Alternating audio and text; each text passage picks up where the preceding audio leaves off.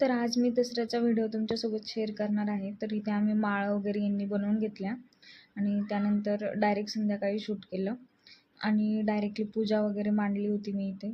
आणि आमच्याकडे गावाकडे धन वगैरे नवरात्रीची पूजा असते, त्याच्यामुळे आम्ही इथं धन वगैरे काही मांडत नाही आणि आमच्याकडे धन पण नव्हता. पण आम्ही सोनं वगैरे विकत आणलं होतं आणि आमचे जे साहित्य वगैरे होते, माझ्याकडे जे इथं ग्रंथ होते ते मी मांडून घेतले आणि त्यांची पूजा करून घेतली.